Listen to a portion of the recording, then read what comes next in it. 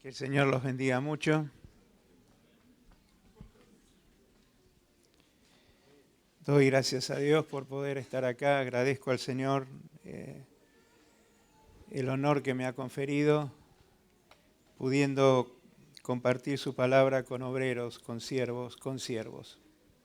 Y agradezco al pastor Beto y a todo el presbiterio que me hayan tenido confianza. Muchísimas gracias. La verdad que cuando fui invitado para poder venir a hablar con ustedes, pensaba qué compartir, ¿no? Hay tantas cosas que como obreros tenemos que tomar en cuenta o rever, pero yo quiero hablarle en esta mañana de algo que considero muy importante, que es la defensa de la fe. La defensa de la fe. A nosotros nos gusta mucho hablar de fe y la fe es un tema inagotable. Pero yo quiero hablar de nuestra responsabilidad como obreros del siglo XXI, enfrentando un tiempo como el que estamos enfrentando, desafiados a defender aquello en lo que hemos creído. Como dijo el pastor Alberto, yo soy misionero, represento una familia misionera, tengo esposa, 6 hijos, 8 nietos ahora. Fuimos pastores en Argentina por 12 años y después fuimos llamados por el Señor y por 24 años hemos sido pastores, hemos sido misioneros. Y bueno, nunca pensamos en China, Dios pensó en China, Él nos conmovió de diferentes maneras hace muchos años, haciéndonos saber de realidades que desconocíamos. Fuimos a una tierra que nunca imaginamos y la verdad que yo siempre digo, fui con la firme convicción de que iba a enseñar, porque había enseñado muchos años y desde el momento que llegué me di cuenta que había ido a aprender y sigo aprendiendo. Y en la gran escuela de China nosotros conocimos gente extraordinaria, tuvimos experiencias únicas con Dios. Yo cuando llegué al campo misionero pensé que conocía al Señor y me di cuenta que estaba equivocado y Él se dio a conocer a nosotros allá. China es un país comunista de más de 70 años, hay persecución religiosa, usted sabe que, o si no sabe le digo, hoy hay más de 60 naciones en la tierra donde hay una recia persecución de la fe cristiana. En muchos de esos países ser cristiano cuesta la vida. Así que dé gracias a Dios por Argentina. No obstante, prepárese, y por eso yo quería hablar de esto con usted, prepárese porque viene persecución. Viene persecución. Pero bueno, nosotros en realidad fuimos con la idea de abrir un hogar, un orfanato en China. Nunca nos permitió el gobierno hacer eso, pero trabajamos entonces con la iglesia. Hemos trabajado con la Iglesia Internacional, que es una denominación abierta o autorizada por el gobierno para que se congreguen extranjeros. Ahí no pueden entrar chinos porque está permitido, está prohibido. Fuimos pastores, somos pastores todavía de 2 iglesias del gobierno, 2 iglesias oficiales, y hemos trabajado con la iglesia perseguida. Para que usted se ubique, rápidamente le voy a contar esto, a la noche hablaremos un poco más, pero China tiene 3 diferentes tipos de iglesia. La que le mencioné, la Iglesia Internacional, es una iglesia que tiene muchas limitaciones, restricciones. Es común que los cultos sean filmados, que en las reuniones tengamos un veedor comunista controlando lo que se hace. No está permitido bautizar, no está permitido hacer ninguna labor evangelística, no está permitido que haya escuelas bíblicas, escuelas dominicales. No obstante, nosotros siempre hemos tenido la escuela bíblica abierta y siempre hemos bautizado, porque hemos buscado la manera de hacerlo, ahora le voy a contar cómo. Esa es la iglesia internacional. Nosotros llegamos a esa iglesia cuando recién habíamos arribado a la ciudad donde vivimos, que es la ciudad de Nanjing, a 350 kilómetros de Shanghái. Éramos 20 y pico de personas, contando que nosotros éramos 8 por los 6 hijos y mi esposa y yo. Pero la iglesia fue creciendo, dejamos el pastorado de esa iglesia para tomar el pastorado de una iglesia china, y la iglesia tenía cerca de 300 miembros, más de 40 naciones representadas. Y bueno, la segunda iglesia es la iglesia oficial, es una experiencia rara pensar que el gobierno chino que persigue la fe cristiana abriese iglesias en su país. Sin embargo, ellos han abierto iglesias. Hay templos muy grandes en todo el país de la iglesia oficial, pero están ahí solamente como una pantalla para demostrar o pretender demostrar al mundo libre que China no tiene persecución religiosa, lo cual es mentira.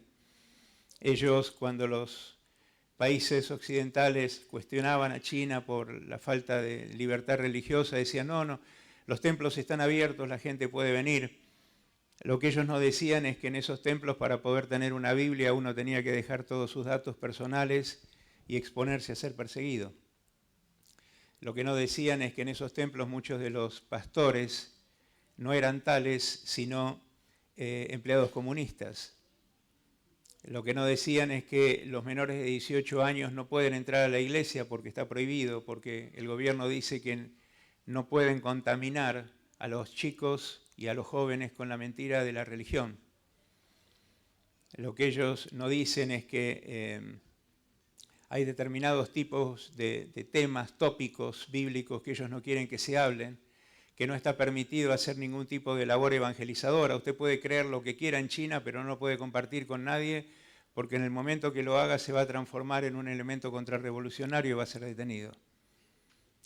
Lo que ellos no dicen es que los extranjeros no podemos tener ninguna participación ministerial en esa iglesia.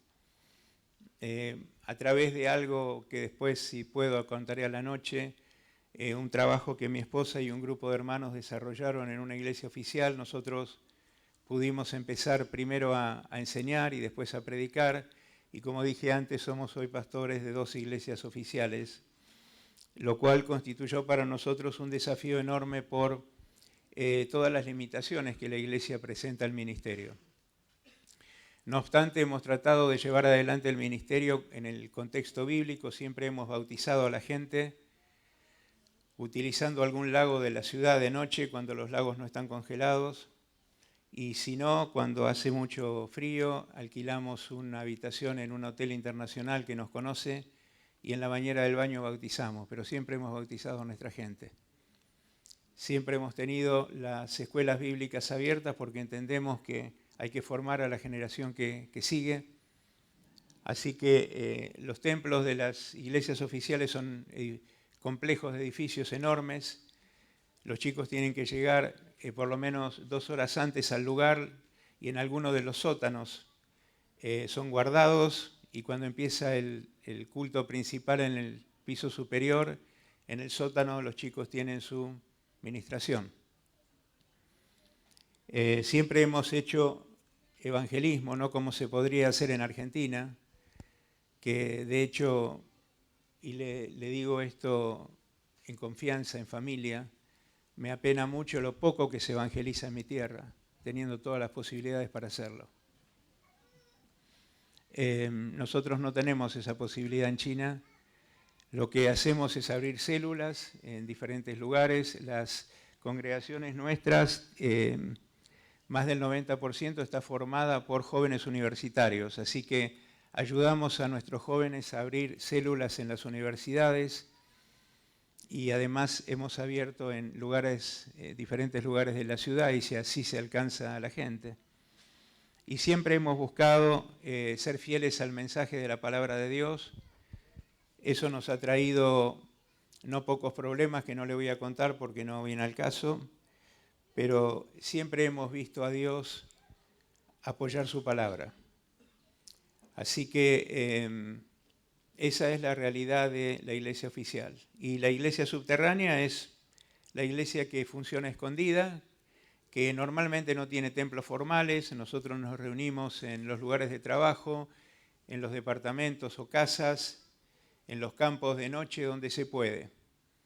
La iglesia oficial china, para que usted tenga una idea, tiene entre 23 y 25 millones de fieles en el país. La iglesia subterránea tiene más de 100 millones. Hay cientos de miles, literalmente, de congregaciones diseminadas por todos lados. Algunas tienen 8 o 10 personas, otras tienen más de 1000. Y si usted me pregunta cómo se reúnen a la noche en algún campo. Yo he tenido el altísimo privilegio de poder trabajar con la iglesia subterránea, ayudando a los pastores y obreros en su preparación teológica, porque a causa de la persecución, esa es una materia pendiente para ellos. Primero trabajamos con alguna congregación local subterránea en nuestra ciudad y después fuimos convocados por grupos de pastores en distintas provincias y hemos hecho ese trabajo. Es una actividad que dura 2 o 3 días. Tenemos entre 4 y 6 talleres por día y 2 cultos, uno muy temprano a la mañana y uno a la noche, y así trabajamos con nuestros hermanos. Y para mí ha sido una experiencia muy edificante el poder ministrar a estos fieles obreros, porque yo los considero héroes.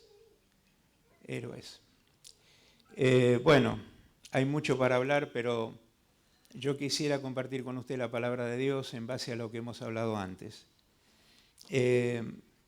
Nosotros estamos viviendo en un momento donde en el mundo continuamente hay cambios muy fuertes, y son tan fuertes y tan rápidos que hemos perdido de vista la mayoría de esos cambios. Y nos pasa lo que ocurre cuando uno se acostumbra a algo que se hace recurrente, ¿no? Es como que no le prestamos más atención. Pero si usted mira las noticias internacionales a la luz de la profecía, se dará cuenta de que estamos viviendo en un momento único donde cantidad de profecías hechas hace cientos de años se están cumpliendo ante nuestros ojos, y deberíamos, como obreros, con la responsabilidad tan grande que tenemos de ser guías de otros, prestar atención a esto, porque Cristo viene no puede ser una frase solamente, es una realidad, que la realidad, lo que ocurre, grita a voces. Entonces, hay muchos cambios, como le dije. Lo lamentable de estos cambios es que en general afectan los valores tradicionalmente aceptados y muchas cosas están cambiando. Vivimos en una época de una enorme confusión. Hoy no se sabe lo que es un hombre, lo que es una mujer, no se sabe lo que es un matrimonio, no se sabe lo que es una familia constituida y dónde está la autoridad en la familia porque el hijo gobierna al padre. Está todo realmente cambiado, ¿no? Debido a esto es que el Evangelio está bajo ataque, porque todo aquello que se quiera levantar en el nombre del Señor en contra de ese estatus va a ser atacado, y eso es lo que está pasando hoy en muchísimos lugares. Así que desde fuera de la iglesia hay un ataque a través de la ideología de género, a través del humanismo, a través del secularismo. Desde dentro de la iglesia hay otro ataque a través de las falsas doctrinas y de los falsos ministros. Hoy nosotros enfrentamos una realidad lacerante, y es que muchísimos púlpitos nuestros están ensuciados por gente que se para en un lugar que no merece estar, hablando tonterías y diciendo que eso es el Evangelio. Eso es también una forma de ataque. Entonces, el punto es, debemos percibir estos males y debemos reaccionar ante ellos. Hoy los filósofos dicen que nosotros estamos viviendo en la era posmoderna, y dentro del posmodernismo hay una condición o una característica, llamada nihilismo. ¿Qué es el nihilismo? El nihilismo es la ausencia de absolutos. Entonces, los filósofos dicen que no hay nada absolutamente malo y no hay nada absolutamente bueno. Digamos, la expresión más común en esta corriente de pensamiento es: te hace bien, hacelo. Te hace bien, hacelo. Eso es el nihilismo. Según ellos, basado en todo lo que esto acarrea, ¿no? Porque hay una nueva moral, y yo mencioné algo recién, pero lo vivimos cotidianamente, hay una nueva moral que se presenta hoy, que aunque es perversa, tiene que ser atendida, respetada, avalada, difundida y en lo posible practicada. Aunque en ella no haya ni dignidad, ni decencia, ni pudor, a través de los medios y a través de los programas de gobierno que están establecidos, se busca imponerla. Lo normal ya no es lo tradicional, sino lo que la mayoría acepta. Eso es lo normal. Pero los cambios no solamente ocurren en la sociedad. Los cambios ocurren también dentro de la iglesia, porque dentro de la iglesia también hay cambios, muchos de ellos lamentables. Y una de las razones de que esto ocurra es que hemos olvidado el rol profético que la iglesia tiene. Nosotros somos, la iglesia de Cristo, es profeta de Dios en la tierra, teniendo la misma responsabilidad que tuvo él, que fue hablar lo que Dios le mandaba hablar. Así que en este tiempo, y esto tiene que ver con el tema que quiero tratar con ustedes, nosotros somos llamados a hablar lo que está en el corazón de Dios, no lo que la gente quiere escuchar. No lo que la gente quiere escuchar. Timoteo, discípulo del apóstol Pablo, recibe esto del apóstol Pablo, ¿no? Y en 2 de Timoteo capítulo 4, Pablo le dice, porque vendrá tiempo, capítulo 3 en adelante, vendrá tiempo, cuando no sufrirán la sana doctrina, sino que teniendo comezón de oír, se amontonarán maestros conforme a sus propias concupiscencias y apartarán de la verdad el oído y se volverán a las fábulas. Pero tú, sé sobrio en todo, soporta las aflicciones, haz obra de evangelista, cumple tu ministerio. Y Pablo le dice, porque yo ya estoy para ser sacrificado. Él sabía, 2 de Timoteo es la última carta del apóstol Pablo, de las 13 que escribe, la última. ¿Por qué no hay tercera de Timoteo? Porque después de esa carta él es ejecutado. Él sabe que va a morir. Yo ya estoy para ser sacrificado y el tiempo de mi partida está cercano, dice él. He peleado la buena batalla, he acabado la carrera, he guardado la fe. Por lo demás, me está guardada la corona de justicia, la cual el Señor, juez justo, me dará. Y no solo a mí, sino a todos los que aman su venida. Un texto conocido, una exhortación muy fuerte. Para el apóstol Pablo, el último tiempo era el tiempo previo a la segunda venida. Él hablaba de esa manera. Así que lo que él está hablando acá en este pasaje es para nuestro tiempo. Si creemos que Cristo viene y que estamos viviendo en el último tiempo, esto aplica directamente para nosotros. Y tiene mucho que ver con, digamos así, con algo que estaba en el corazón de él, ¿no? Él era un obrero maduro, era un obrero experimentado, y pensando que ya no iba a tener a Timoteo cerca, no le iba a poder enseñar más, le advierte. Si usted lee las cartas de Timoteo con detenimiento, hay cantidad de advertencias que hace el apóstol Pablo, hay demandas muy fuertes. Segunda de Timoteo, hay como un quebranto en todo lo que dice Pablo, porque él sabe que se va. Pero, bueno, Pablo hace advertencias acerca de el tiempo y la necesidad de que predicásemos el evangelio verdadero. Él le dice, en el versículo 1 de 2 de Timoteo 4, te encarezco, te pido urgentemente, te pido fuertemente, eso quiere decir, que prediques la palabra, que instes a tiempo y fuera de tiempo, redarguye, reprende, exhorta con toda paciencia y doctrina. Eso es lo que le dice. Y fíjese que el énfasis en lo que dice el apóstol Pablo es que prediques la palabra. Y en el tiempo que nosotros vivimos no hay un entendimiento claro acerca de lo que significa predicar, porque yo veo que un pastor o un predicador toma la plataforma y cuenta una anécdota o cuenta un testimonio y dice estoy predicando. No, estás contando un testimonio. La predicación está centrada en Jesucristo, en la cruz, en la obra redentora. Eso es predicar. Y Pablo le está diciendo a Timoteo precisamente esto. La gente va a escuchar, en el último tiempo, la gente no va a querer escuchar el evangelio verdadero. Va a querer escuchar mensajes sin contenido, mensajes sin demandas de santidad, mensajes que no hablen de pecado, ni de arrepentimiento, ni de entrega, ni de consagración. No va a querer escuchar eso. Va a querer fábulas, dice él. Esa es la realidad que presenta él, pero él le dice, vos predicá el evangelio.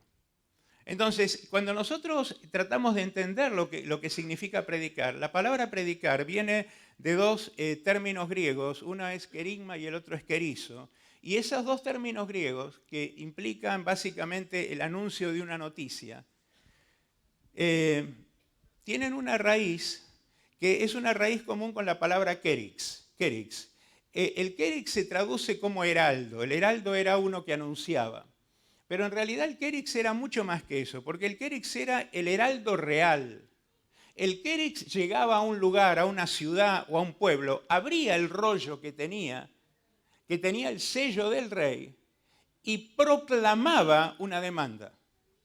No daba una información, no pedía a la gente puntos de vista, ni le daba una sugerencia, le estaba ordenando algo, porque eso venía del rey. Y lo único que podía hacer la gente ante eso, so pena de cárcel o de muerte, era aceptarla. Entonces, si nosotros somos realmente heraldos, si nosotros somos kerix, en primer lugar, predicar implica impartir una demanda real. El que predica no está esperando ni el punto de vista de la gente, ni tampoco que la gente apruebe lo que uno dice. Lo que está esperando es que el cielo aplauda. Lo único que quiere el que predica es hablar aquello que está en el corazón de Dios. Esa es la responsabilidad que nos toca en este tiempo. Y esto puede parecer algo básico y elemental, pero yo quiero hablar esto porque no es lo que está ocurriendo en los tiempos en los que nosotros vivimos. Ahora, yo quiero que usted piense esto. Piense el esquema de predicación que Pablo le demanda a Timoteo. Le dice que tenía que instar. Que instes, que redargullas, que reprendes, que exhortas, le dice. Instar. Instar significa solicitar con urgencia la ejecución de algo, obligar mediante la autoridad a que se haga algo de manera inmediata. Redarguir, convencer a una persona utilizando sus propios argumentos en contra de ella. Reprender es expresar de forma autoritaria y severa desaprobación al comportamiento de alguien. Y exhortar, inducir a una palabra por medio de palabras, ruegos o razones a que deje de hacer o haga algo que no está haciendo. Así que la predicación que Pablo le está ordenando, le está demandando a Timoteo hacer, no era una sugerencia, era una fuerte demanda, un claro argumento en contra de actitudes de sus oyentes y una abierta desaprobación contra lo malo. Eso era la predicación, según lo que Pablo está diciendo acá. Eso nos hace pensar en la autoridad y en la solemnidad de aquello que tenía que hablar Timoteo. Yo pregunto, ¿predicamos nosotros con esta autoridad y con esta solemnidad? ¿Entendemos nosotros lo que es pararse? Y estoy hablando a ministros como ministro. ¿Entendemos nosotros lo que es pararse en este lugar? ¿Lo que nos cabe desde el momento que lo hacemos? Yo le voy a contar una experiencia personal. Nosotros fuimos pastores 12 años en un manicomio, en un hospital mental. El Hospital Neuropsiquiátrico de Mujeres Braulio Moyano, nosotros abrimos una iglesia cristiana ahí, por 12 años fuimos pastores. Y por muchos años yo no tuve quien ayude, fue muy particular la obra, pero cuando la iglesia creció y teníamos varios obreros que venían a colaborar, yo le decía a los obreros, cuando usted va a predicar, En primer lugar, usted se va a preparar. No me venga con eso de que el Espíritu me guía. El Espíritu te va a guiar, pero vos tenés la responsabilidad de haberte preparado de la mejor manera posible. Y eso implica estudiar lo que Dios puso en tu corazón. En segundo lugar, vamos a poner sobre la mesa lo mejor que tengamos. Porque tal vez la última oportunidad que Dios le quiera dar a alguno de los que me está escuchando sea lo que yo voy a decir ese día. Entonces, ahí termina todo. Cuando nosotros predicamos tenemos que hacerlo con esta actitud. Pablo va a los Corintios, usted conoce el texto, 1 Corintios 1, y dice que fue con temor y temblor. Y era Pablo. Fue con temor y temblor, así predicó el hombre. Y así tenemos que predicar nosotros. Entonces, en este texto que yo acabo de leer de 2 de Timoteo, Pablo está de alguna manera enfatizando cómo tiene que ser la predicación. Y después de hablarle de cómo tiene que hablar o cómo tiene que compartir el Evangelio, le dice en 1 de Timoteo 3:15 que le escribe porque si él tardaba en encontrarse con Timoteo, quería que supiese cómo debía conducirse en la iglesia, la casa del Dios viviente, la cual es columna y baluarte de la verdad, dice. ¿Qué es la columna? Lo que sostiene una estructura. ¿Qué es el baluarte? El baluarte era la fortificación que se construía sobre las murallas de las ciudades antiguas desde donde se defendía la ciudad. Y lo que él está diciendo es la iglesia está para sostener y para defender la verdad de Dios. Mi responsabilidad no consiste solamente en predicarle a la gente. Mi responsabilidad consiste en levantar la voz cuando la dignidad de Dios está siendo atacada. Porque soy iglesia. Entonces, Pablo sabía que él era un defensor del Evangelio. Mire lo que dice a los filipenses en el capítulo 1, en el versículo 17, dice que ellos, los filipenses, sabían que él había sido puesto para defensa del Evangelio. Puesto para defensa del Evangelio. Él se sabía un defensor del Evangelio. Así que Pablo era un heraldo, pero además era un defensor de la palabra. La pregunta es, ¿entendemos nosotros esta responsabilidad? ¿Estamos actuando como heraldos? ¿Estamos defendiendo aquello que Dios ama, que es su palabra? ¿Entendemos la responsabilidad de lo que predicar implica? Porque la realidad demuestra que, y estoy hablando de nuestra historia reciente, la realidad demuestra que no siempre hemos defendido la palabra de Dios como correspondía hacerla. Mire, yo le voy a mencionar solamente un evento. O dos eventos. Hace unos años atrás se votó, bajo el gobierno del presidente Macri, la ley del aborto. Y la ley del aborto suscitó una cantidad de cosas, ¿no? Porque fue, de alguna manera, en nuestra historia reciente, fue el hecho más confrontativo que la Iglesia tuvo que enfrentar, porque de golpe se iba a aprobar por ley algo que Dios condenaba. Y se esperaba una reacción de la Iglesia. Yo recuerdo que estaba en China en ese momento, leí en un diario internacional lo que estaba pasando y traté por todos los medios de conectarme para escuchar los debates, ver los debates que se hacían en el Senado. Pero cuando Macri anunció que dejaba liberada a la voluntad popular el veredicto final de si se aprobaba o no, yo dije, bueno, ahora vamos a hablar. Y al día siguiente escuché o leí la proclama de la Iglesia Católica, fuertísima, en contra de eso. Yo dije, bueno, ahora viene la nuestra.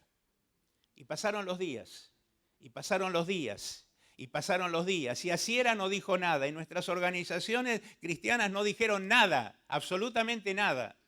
Yo recuerdo una noche me quedé tan mal, escribí más de 120 cartas a pastores conocidos, al presidente de mi organización, a todos diciendo, ¿qué nos está pasando? ¿Cómo puede ser posible que no levantemos la voz? Recibí dos respuestas, una diciendo, es lo que hay. Y la otra diciendo, estoy de acuerdo. Nada más. Entonces, ¿sabe? Yo sé que se hizo una marcha al Congreso. Yo sé que de alguna manera la Iglesia cristiana trató de demostrar una posición. Pero, hermano, no sé, varios docenas o cientos de miles de personas vayan a un lugar público a sacudir o a levantar un pañuelo celeste, no define una posición. Se define una posición cuando esa persona que en público hace eso, estando sola, en medio de un ambiente hostil, levanta su voz para defender algo cuando tiene todo en contra. Así se define una posición. Entonces, nosotros somos llamados a defender una posición en un momento en que todo a nuestro alrededor se está cayendo. Todo se está cayendo. Mirar para otro lado no sirve. No sirve. Le voy a mencionar otro caso. Nosotros enfrentamos hace poco tiempo atrás, pocos años atrás, la pandemia. En marzo 2020 se nos dijo hay que encerrarse porque todos nos vamos a morir. Y el mundo se encerró y la iglesia también se encerró. La iglesia también se encerró. Y uno piensa, ¿qué fue lo que nos pasó? En primer lugar, ¿qué fue lo que nos pasó? ¿No entendimos que nuestra vida está escondida con Cristo en Dios? ¿No entendimos, por ejemplo, lo que dice el apóstol Pablo en Filipenses 1:21? Para mí el vivir es Cristo, el morir es... ¿No? Entonces, el primer punto. El otro punto, poco tiempo después de haberse comenzado la pandemia, por un decreto del gobierno, los templos no podían funcionar. Se cerraron los templos.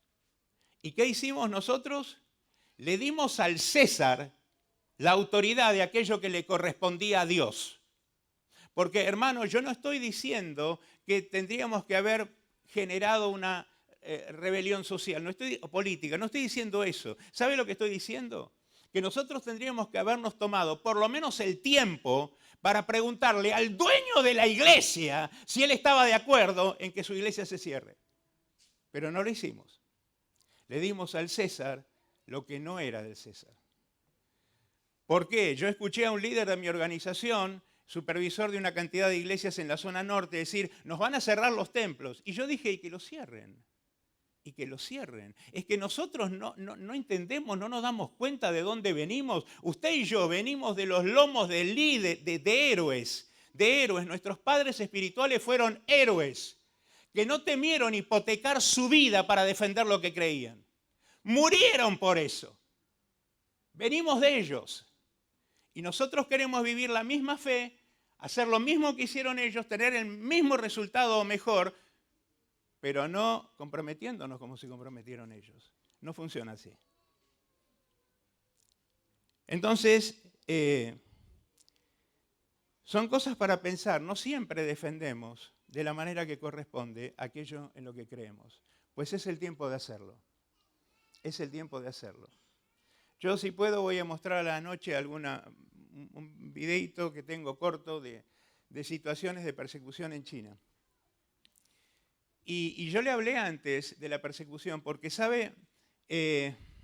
A veces perdemos de vista el tiempo que estamos viviendo. Hoy quiero que usted sepa, hay más de 360 millones de hermanos nuestros viviendo bajo persecución. Uno de cada 7 en Latinoamérica, uno de cada 5 en Asia, en América, y uno de cada 3 en Asia viven perseguidos. Viven perseguidos.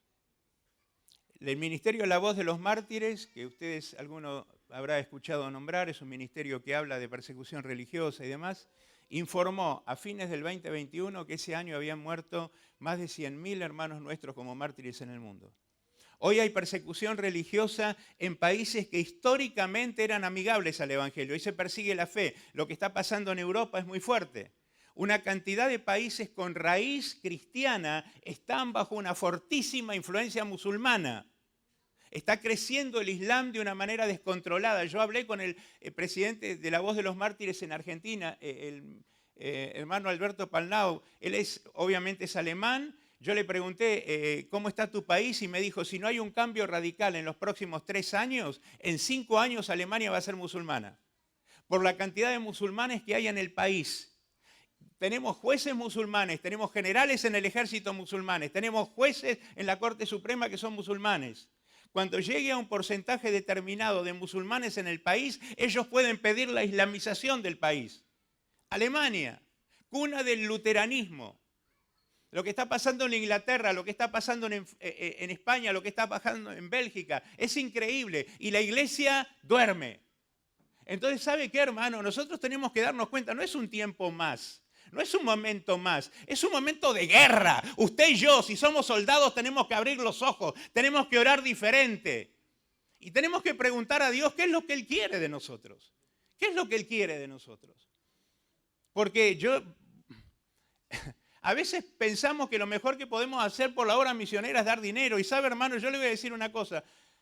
La obra misionera no necesita dinero. El dinero, mire, Dios se encarga de dar dinero. Lo que nosotros necesitamos son manos, son corazones. Gente que se ponga en pie y que diga, yo voy a ir, y que deje de pensar en todo lo que no tiene y en lo difícil que va a ser, y que levante la mirada y vea la grandeza de Dios. Eso es lo que necesitamos. Entonces, es un tiempo así. Tenemos que despertarnos del sopor y actuar. Así que hablaba con un amigo cristiano hace un tiempo atrás acerca de todas estas cosas que tienen que ver con lo que se espera de nosotros, con lo que está pasando, con lo que pasa a nivel nacional. Usted puede decir, bueno, Argentina está muy lejos, Argentina no va a ser perseguida. Argentina va a enfrentar persecución por dos razones. La primera, porque fue anunciada proféticamente. Lea la profecía de Mateo 24, Lucas 21, Marcos 13, todo lo que Jesús anuncia acerca del último tiempo. La persecución de la iglesia es una señal del último tiempo. Va a venir. En segundo lugar, la persecución va a venir porque la persecución depura a la iglesia. Porque nosotros hoy estamos en una reunión de iglesia, estamos en un templo y vemos un montón de gente y asumimos que esa gente es cristiana. Error. Hay que poder discernir lo que es la congregación de lo que es la iglesia. La iglesia está dentro de la congregación. Usted puede tener una congregación de 100 personas y a lo mejor la iglesia son 10 o 15. Esa es la realidad. Entonces, cuando viene algo que compromete genuinamente todo, cuando algo compromete la vida, ¿sabe qué pasa? Las aguas se separan. Y usted ve claramente quién es quién. Entonces la persecución es un instrumento de Dios para limpiar la iglesia, para depurar la iglesia. Usted puede ver en la historia de la iglesia que hubo momentos históricos, uno de ellos registrado en Apocalipsis capítulo 2, el mensaje a la iglesia en Esmirna. Esmirna es la iglesia que enfrentó las grandes persecuciones imperiales, cuando los emperadores como Nerón fue el primero, Domiciano el último en el año, a fin del primer siglo, un hombre salvaje que mató miles de cristianos. En ese momento la iglesia Esmirna brilló. Usted lea el mensaje a la iglesia en Esmirna. Yo conozco tus obras y tu tribulación y tu pobreza, pero tú eres rica. ¿Por qué? Porque la iglesia perdió todo, pero no perdió valores, no perdió principios. Se mantuvo.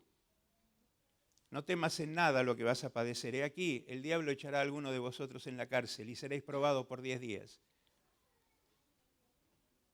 El que persevere hasta el fin. No, perdón. Sé fiel hasta la muerte y yo te daré. Eso le dijo el Señor a la iglesia. Viene un tiempo diferente. Y hablando con este hermano, amigo mío, de todas estas cosas, él me hizo una pregunta, me dice, pero ¿y qué podemos hacer nosotros? ¿Qué podemos hacer nosotros?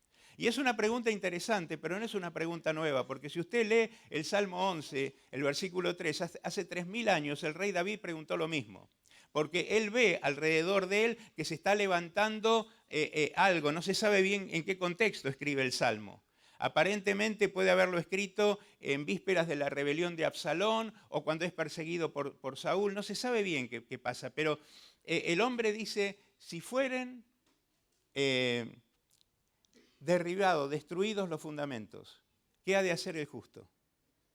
Si fueren destruidos los fundamentos, si todo aquello en lo que nosotros creemos, si todo aquello que es la base y el sostén de nuestra fe está bajo ataque, ¿qué tenemos que hacer como justos?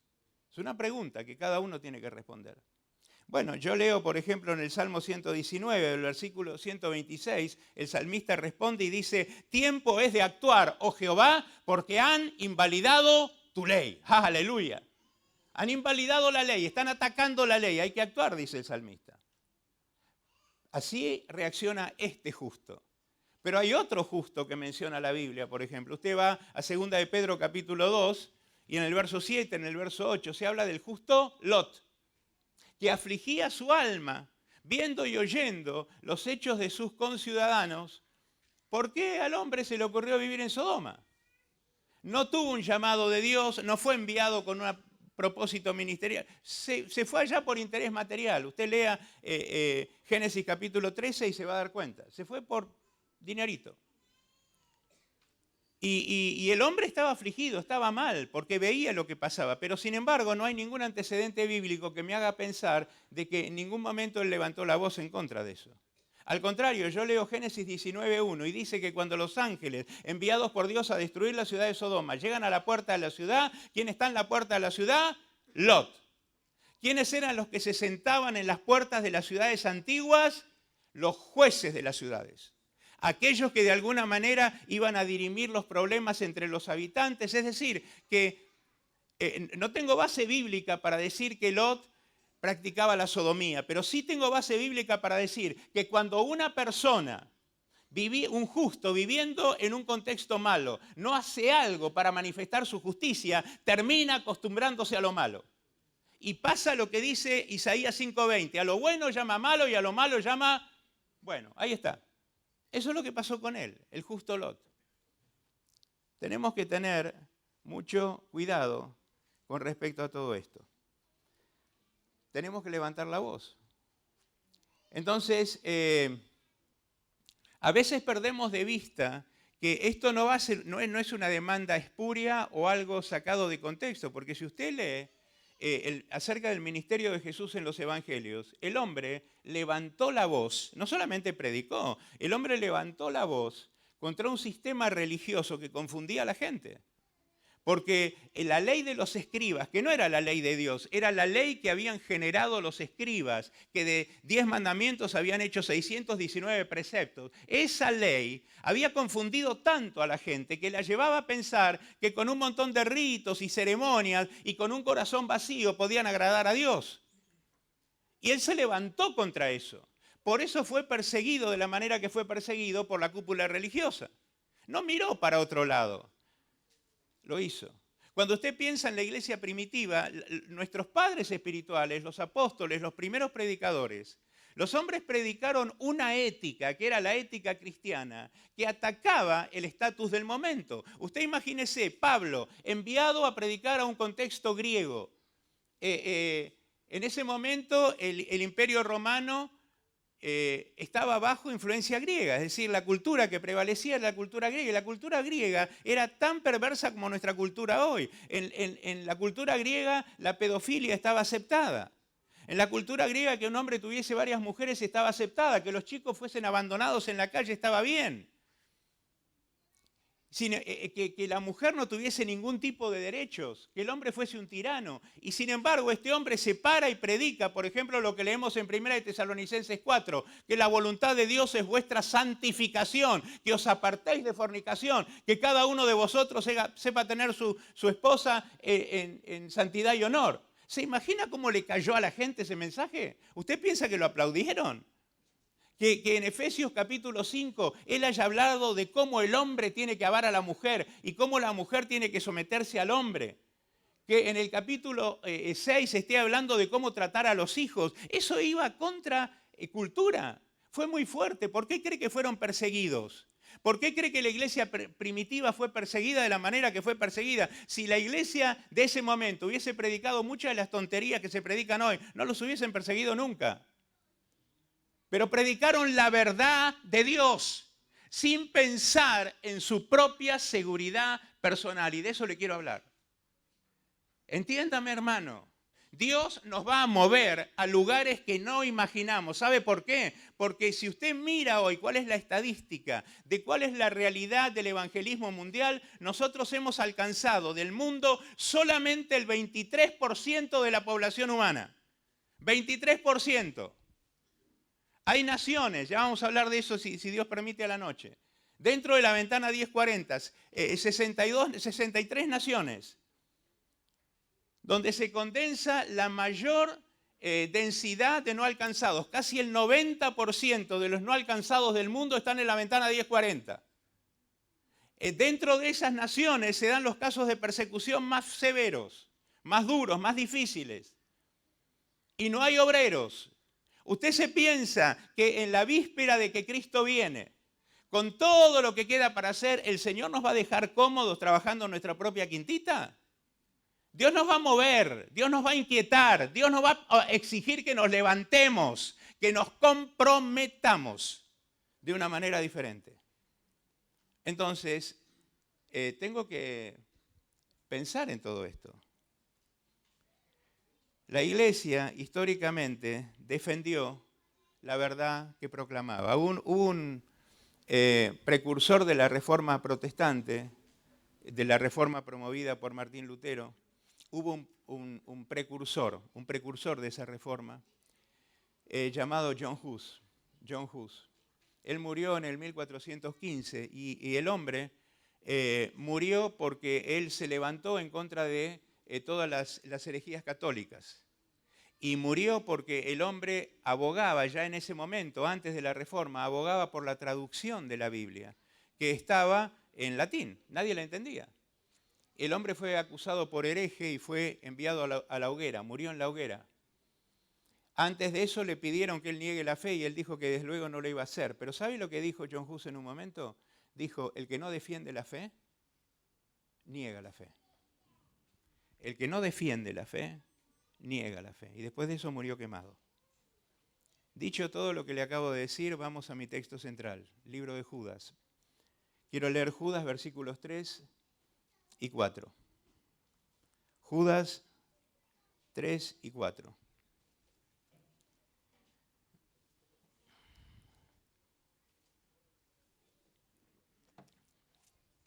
Y dice de la manera siguiente: Amados, por la gran solicitud que tenía de escribiros acerca de nuestra común salvación, me ha sido necesario escribiros exhortándoos que contendáis ardientemente por la fe que ha sido una vez dada a los santos. Porque algunos hombres han entrado encubiertamente, los que desde antes habían sido destinados para esta condenación. Hombres impíos, que convierten en libertinaje la gracia de nuestro Dios y niegan a Dios, el único soberano, y a nuestro Señor Jesucristo. Y a nuestro Señor Jesucristo. Judas tenía la intención de escribir una carta hablando acerca de nuestra común salvación, eso es lo que dice. Pero en algún momento, cuando él se sienta a escribir, el Espíritu Santo le cambia el tópico y lo lleva a escribir alertando de un peligro. Y escribe entonces acerca de lo que acabamos de leer, con una exhortación central en este mensaje que es que debían contender, luchar ardientemente por la fe que una vez había sido dada a los santos. Está hablando de la fe del principio, la fe apostólica, la fe que transmitió Jesucristo. Por esa fe. Entonces, obviamente, aquella que parecía o que podría haber sido una carta de ánimo, se transformó en una carta que es un grito de guerra, poniéndose en pie en medio de una amenaza. La iglesia tenía que levantarse y enfrentar la situación. Judas dice en el versículo 4, algunos hombres han entrado encubiertamente. Se han infiltrado, está diciendo. Se han infiltrado. No quieren ser descubiertos y están ahí. Y son los que pervierten o convierten la gracia de Dios en libertinaje. Y niegan a Dios. Y niegan a Dios. Está hablando de hombres que torcían el mensaje, que desvirtuaban el evangelio, quitándole las demandas de santidad que son propias e introduciendo una falsa gracia que tolera todo. Entonces, mire lo que dice el apóstol Pedro, escribiendo para el mismo momento. El apóstol Pedro dice en 2 de Pedro capítulo 2, versículos 1 y 2, pero hubo también falsos profetas entre el pueblo, como habrá entre vosotros falsos maestros que introducirán encubiertamente herejías destructoras. Bien clarito, herejías destructoras. Y aún negarán al Señor que los rescató, atrayendo sobre sí mismos destrucción repentina. Y muchos, escuche esto, muchos seguirán sus disoluciones. ¿Qué quiere decir? Van a aparecer los falsos maestros. Y mucha gente va a seguir a los falsos maestros. ¿Por qué? Precisamente porque van a proclamar un mensaje popular. Porque no van a hablar no van a decir paz, paz. Van a decir, como dijo Juan el Bautista o como dijo Jesús comenzando su ministerio, arrepiéntanse. Ese es el tema.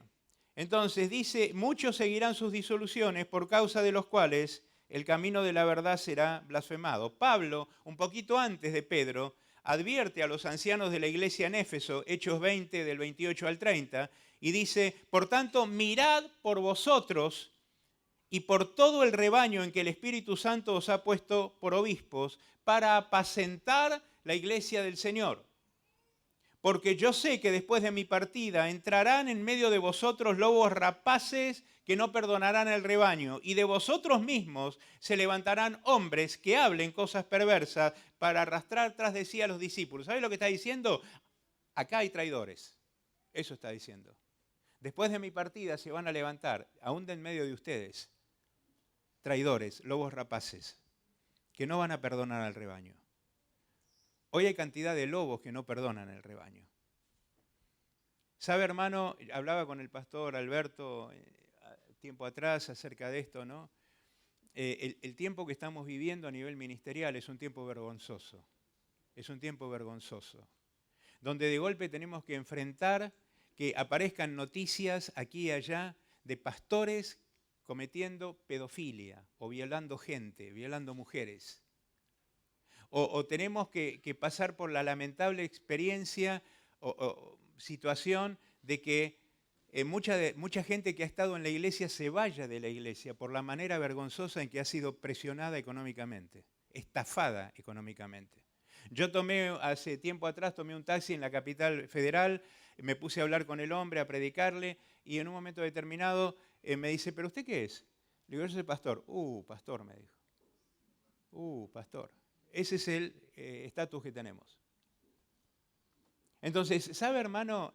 Hace años atrás, los que peinamos canas sabemos, tenemos más posibilidad de haber vivido esto, pero hace muchos años atrás, el pastor era un personaje con dignidad. Podía ser criticado porque era un fanático, podía ser criticado porque vivía de una manera muy radical, pero que fuese cuestionado en su moral, que fuese cuestionado por su manejo económico, no existía. Aún sus enemigos lo respetaban. Hoy la cosa ha cambiado completamente. ¿Y sabe cuál es el resultado de eso? La gente no respeta a la iglesia. Porque nosotros no asumimos la posición que tenemos que asumir. Yo no puedo entender, vine a Argentina y tuve la posibilidad de predicar en un consejo de pastores y después hablar con un pastor que es presbítero de nuestra organización y me dijo, ¿qué es lo que te molesta de Argentina? Ahora que viniste, ¿qué te chocó? Le digo, ¿de la sociedad? No, de la iglesia. Le digo, de la iglesia, ¿sabés lo que más me molesta? La forma impúdica en la que se pide dinero. Me avergüenza. ¿Cuándo dejamos de ser siervos de Dios para transformarnos en mendigos? ¿Cuándo? ¿Cuándo dejamos de depender de aquel que es el dueño del oro y la plata? Para depender de lo que la gente me puede dar. Yo llegué acá y de golpe escuchaba que el evangelio era pacto económico, diezmo, ofrenda y tanta otra tontería y digo, pero ¿esto es el evangelio? ¿Realmente esto es el evangelio? Hermanos, tenemos que entender claramente el tiempo que estamos viviendo y la posición que nos cabe a nosotros como obreros.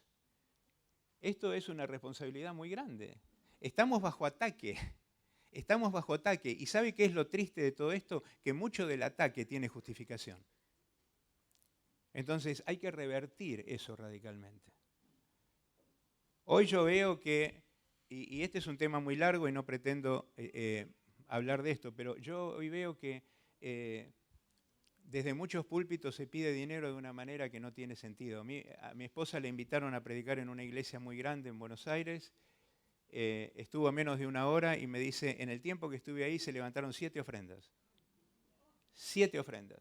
Cada uno que pasaba decía, 100 de Dios, tal cosa. Pasaba otro, 100 de Dios, tal cosa. Yo digo, hermano, ¿es así? ¿Es así? Entonces, tengamos mucho cuidado. Es muy difícil que una persona que está teniendo ese tipo de actitud después se pare en la plataforma a decirle a su gente que tiene que tener fe. Porque él no tiene fe. Y lo está demostrando con lo que vive. Entonces, si yo tengo fe, mis formas ministeriales van a reflejar fe. Y yo dependo de Dios. Y usted depende de Dios. Y si Dios no me da, será porque hay algo que tiene que ser ajustado. Porque ¿sabe una cosa? Una de las mejores maneras que tiene Dios para controlar a sus obreros es a través del aspecto económico. Cuando las cosas están bien, el dinero fluye. No tiene que pedir, el dinero fluye. Cuando las cosas empiezan a torcerse porque uno se apura, porque uno se descamina, inmediatamente se cierra la canilla. Esa es la manera. Entonces, tengamos cuidado. Estamos en un tiempo donde han entrado encubiertamente estos hombres que denuncia Judas, ¿no? Y una de las cosas que hacían era cambiar el mensaje, convalidando un estilo de vida que no correspondía. Y esto tiene que ver con lo que nosotros escuchamos hoy desde muchos púlpitos, donde se predica un evangelio que no es evangelio. No es evangelio. Hoy se presenta una gracia deformada que convalida el pecado y que lleva a la persona a pensar que no importa cómo viva, va a llegar al cielo. Porque Dios es tan bueno que te va a llevar allá. ¿Sabes una cosa? Hebreos 12:14 dice, sin santidad nadie verá al Señor. Nadie. Hoy se presenta un Cristo que no es el Dios 3 veces santo. Parece ser un Dios indiferente a la maldad, que no es tolerante con la debilidad humana, es permisivo. Está todo bien. Eso es lo que parece, ¿no? Hoy se habla de Jesús como el Salvador, pero no se habla de Jesús como el juez de vivos y muertos. No se habla de Jesús como el juez. La santidad de vida no es una demanda, ya no se demanda eso, no se habla claramente de que la santidad de vida va a ser una evidencia de nuevo nacimiento. Parece que ese es un tema remanido, pasado de moda. Se está presentando el Evangelio como una oferta de supermercado, venga y reciba. Cuando el apotegma central del Evangelio no es venga y reciba, es venga y entregue. Entregue todo lo que tiene y todo lo que es. Y si no está dispuesto a hacerlo, todavía no fue cristiano. Ese tendría que ser el mensaje. Voluntariamente se han olvidado ciertas características que tienen que ver con lo que realmente el Evangelio es y que se ve a través de la persona de Jesús.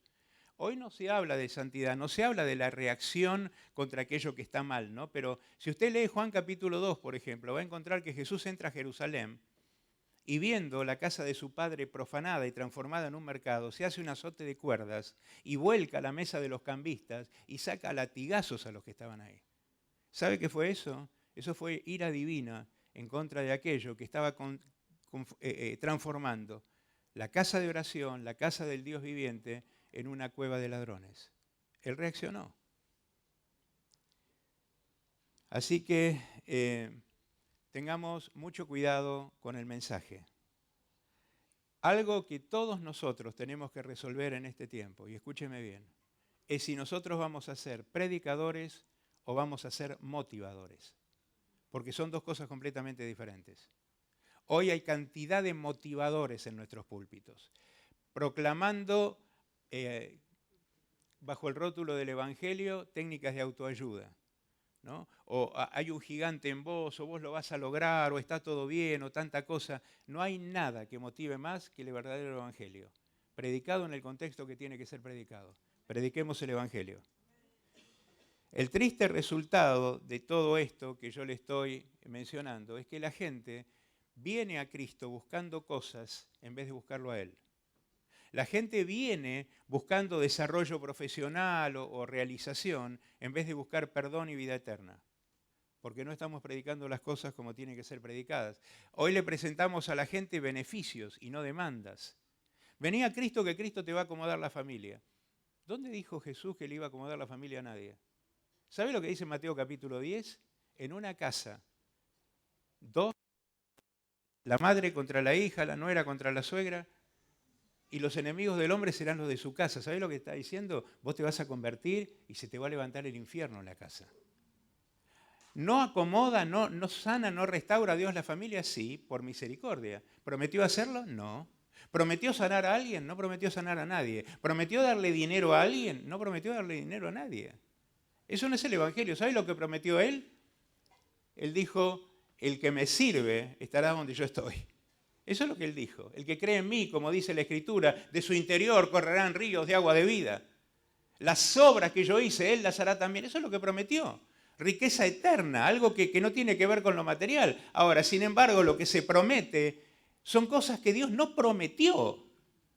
Sin embargo, yo en el nombre del Señor, muchas veces como predicador, estoy haciendo eso.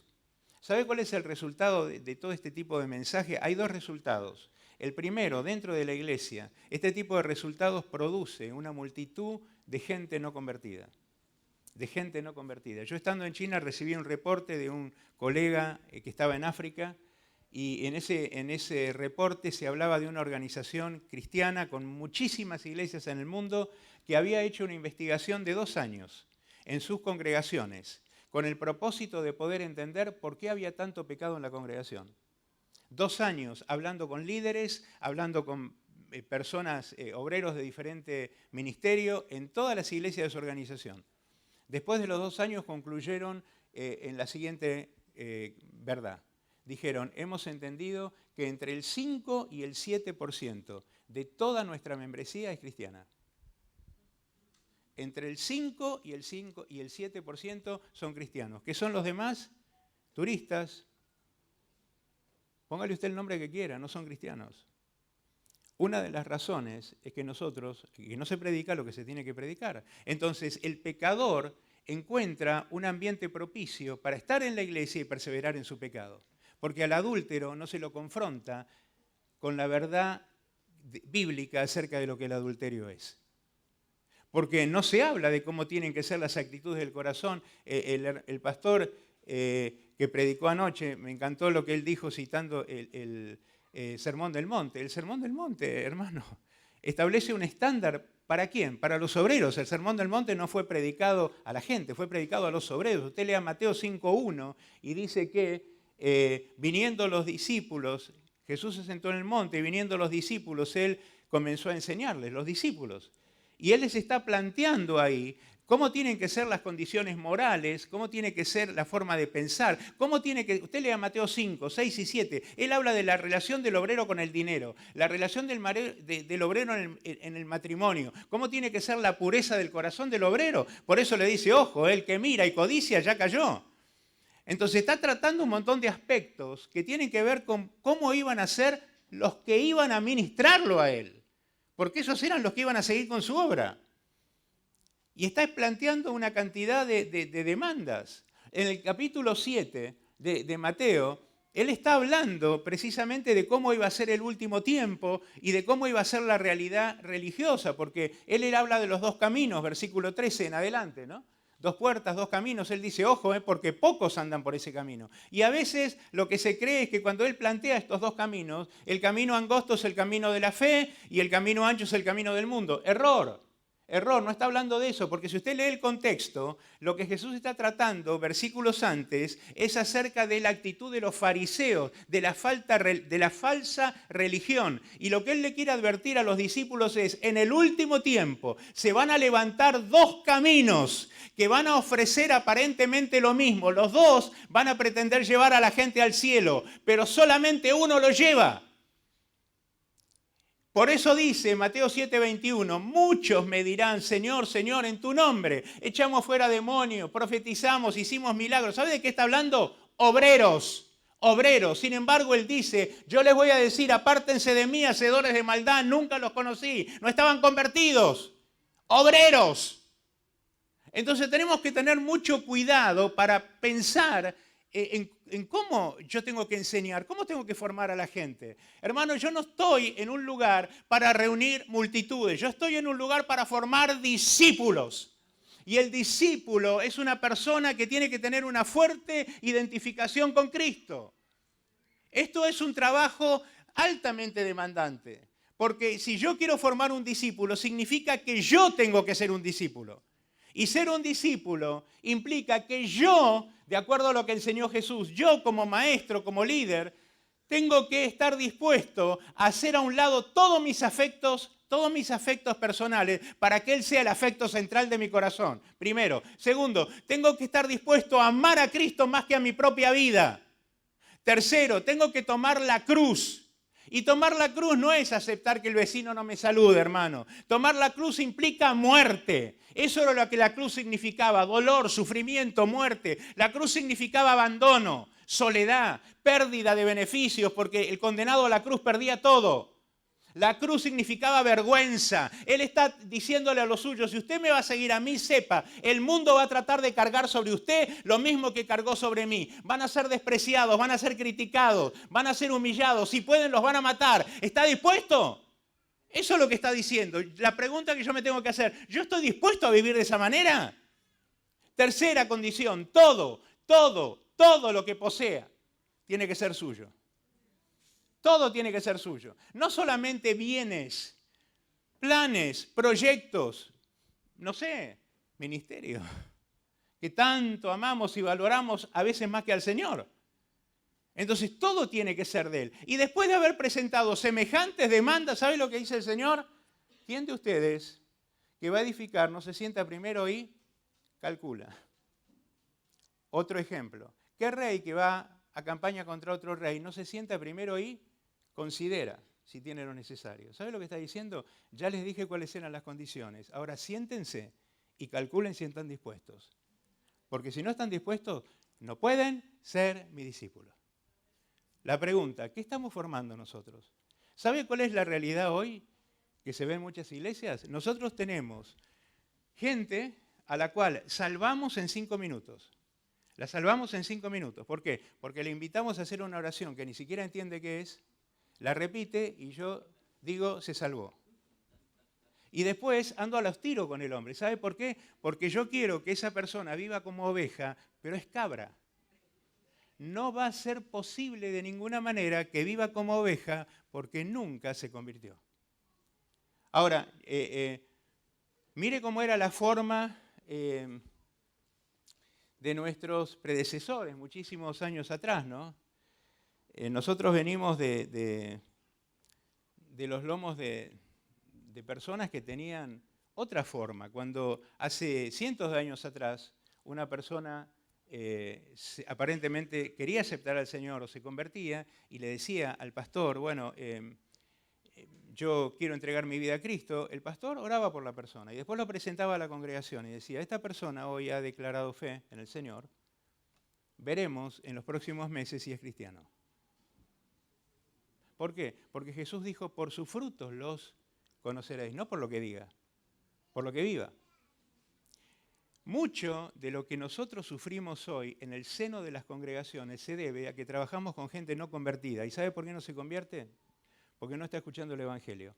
Hay mucha gente en la iglesia que no conoce el Evangelio porque el que lo predica tampoco lo conoce. Esa es la realidad. Tenemos entonces que tomar muy en serio cómo es esto. En este contexto que yo le estoy mencionando, de hablar la verdad, hoy parece que al predicador que habla fuerte, inmediatamente lo tildan de cosas, ¿no? No tiene amor. No tiene amor, o es un legalista. Hoy a la verdad se le llama legalismo. No tiene amor. Pero fíjese, Judas está hablando muy fuerte. Sin embargo, Judas tenía amor. Yo leo en Judas versículo 3, él comienza diciendo: amados.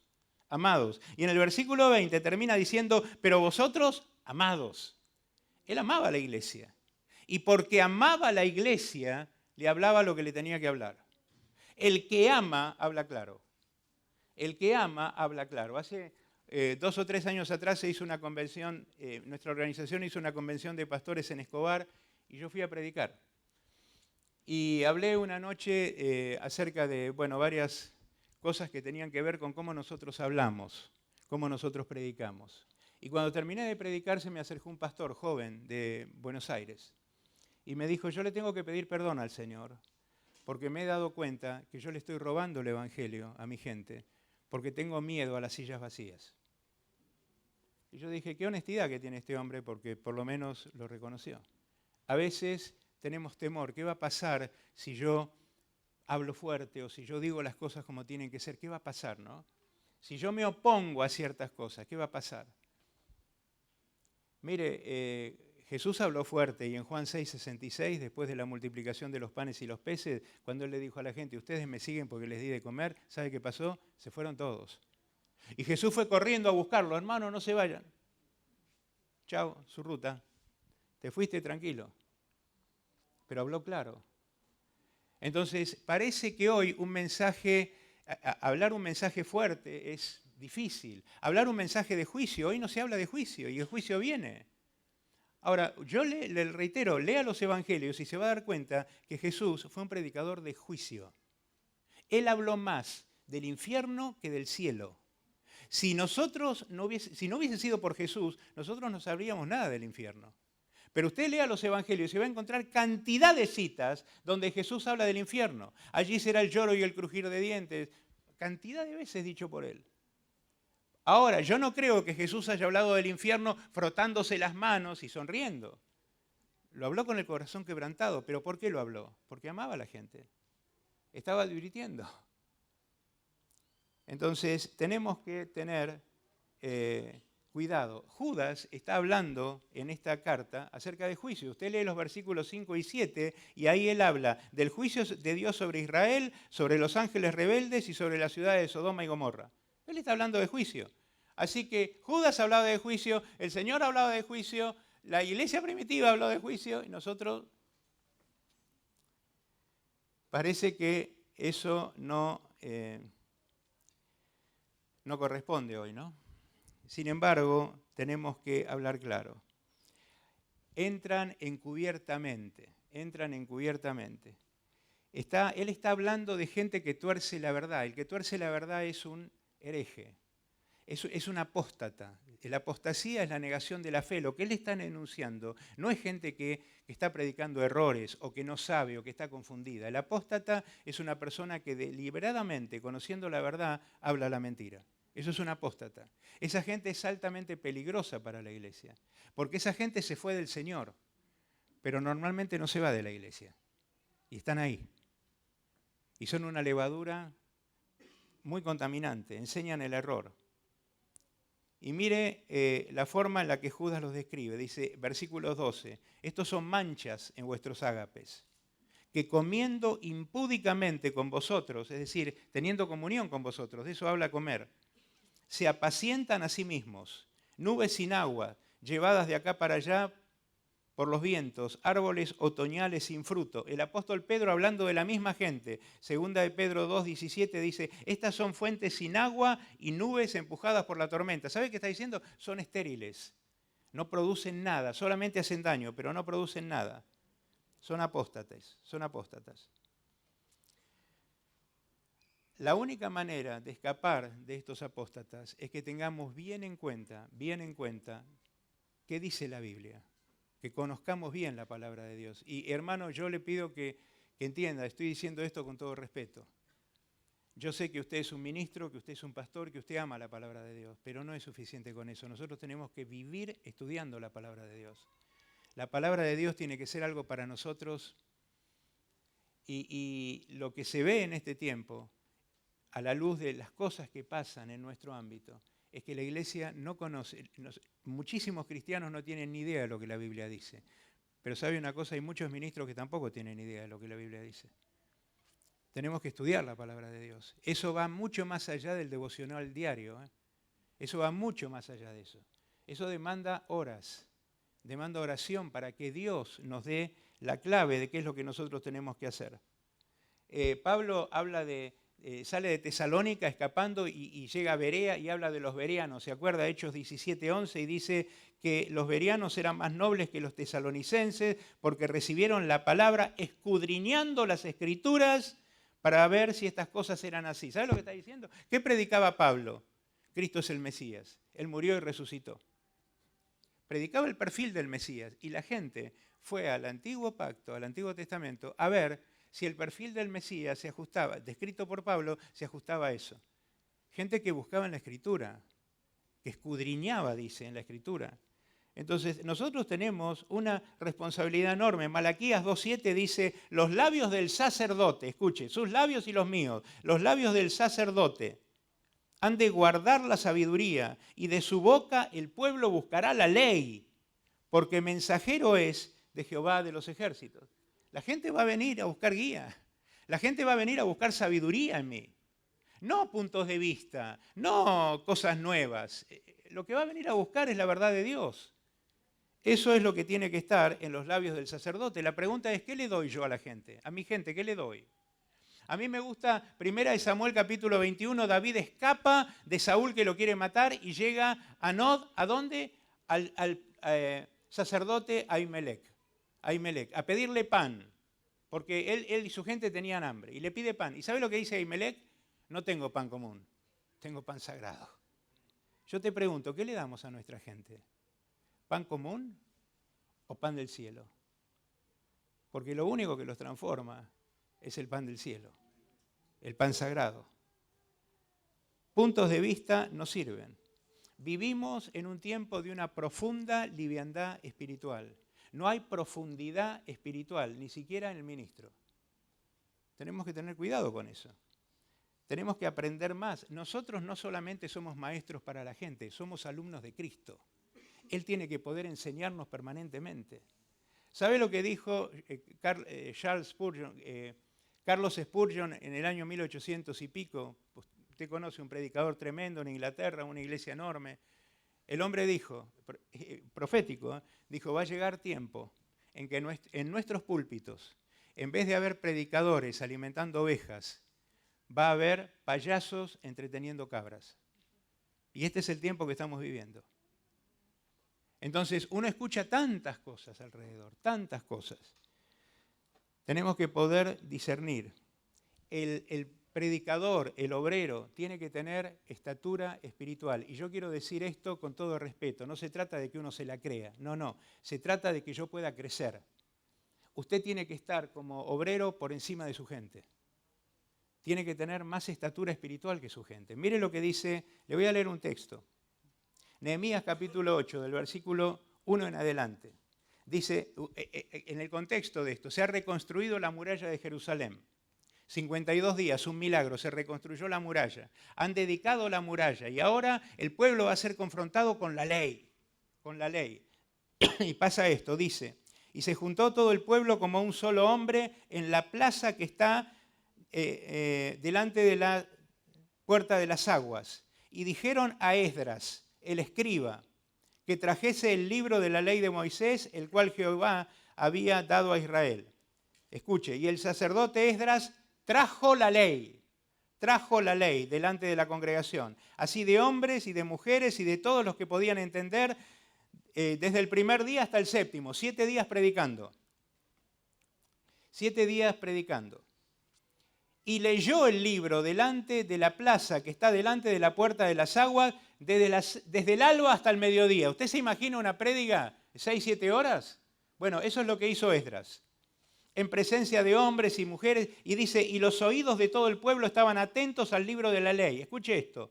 Y el escriba Esdras estaba sobre un púlpito de madera que había hecho para ello. Versículo 5. Abrió pues Esdras el libro a ojos de todo el pueblo, porque estaba más alto que todo el pueblo, y cuando lo abrió, todo el pueblo le estuvo atento.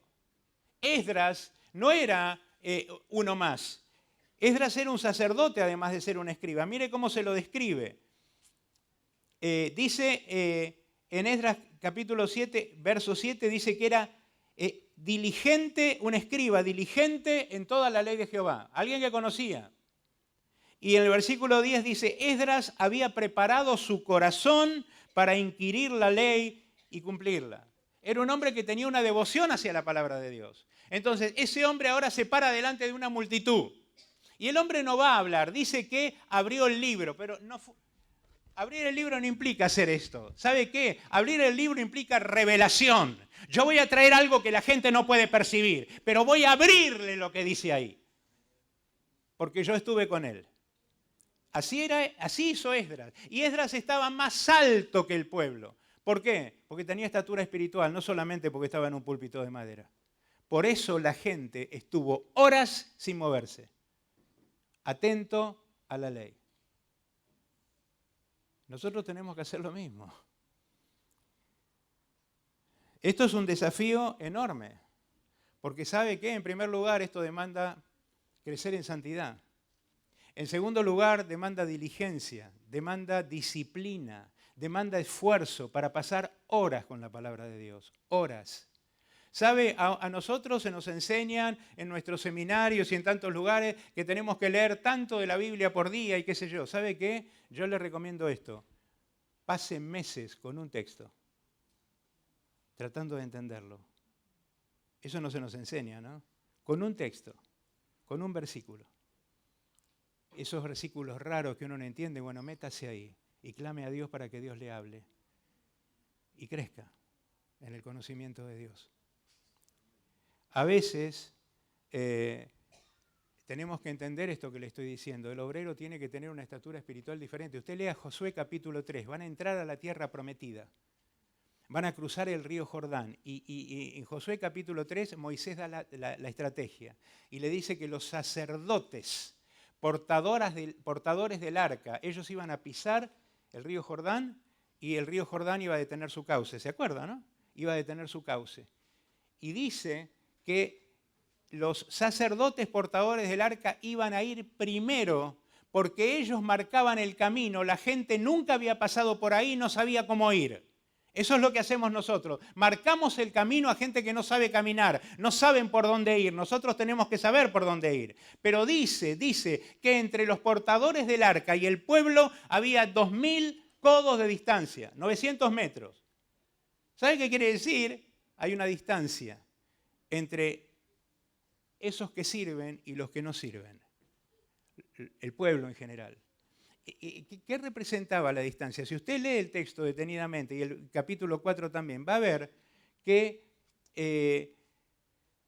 el pueblo tenía permitido hacer cosas que los sacerdotes no tenían permitidos. ¿Por qué se daba esta distancia? En primer lugar, porque en Josué 3:5, Josué le dice a los sacerdotes, ustedes se santificarán. Se santificarán. El sacerdote, el ministro, vive de una manera diferente a como vive el pueblo. Entiéndame bien, hermano. Usted y yo no tenemos permitido vivir de la manera que vive el pueblo de Dios. Nosotros tenemos que vivir diferente. Porque nosotros caminamos con Él de una manera diferente. Y eso se tiene que ver.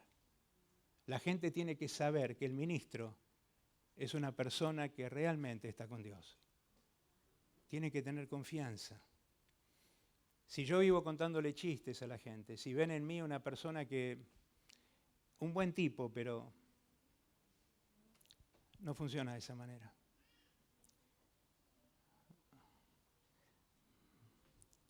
Mire lo que dice Pablo a Timoteo, 1 de Timoteo 4:12. Anoche se leyó este texto, es un texto hermoso.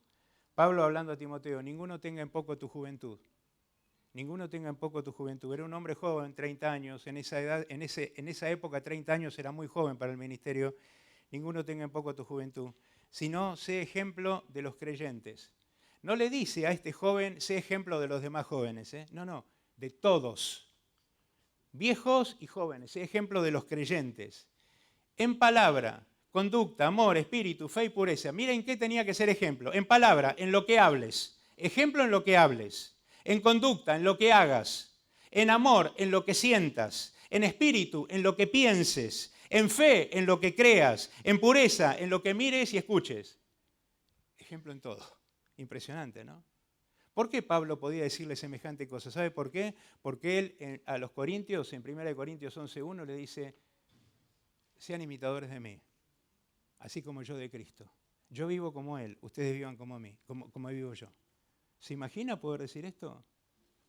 Por eso Él le demanda a Timoteo eso, y esa es la demanda nuestra, ejemplo en todo.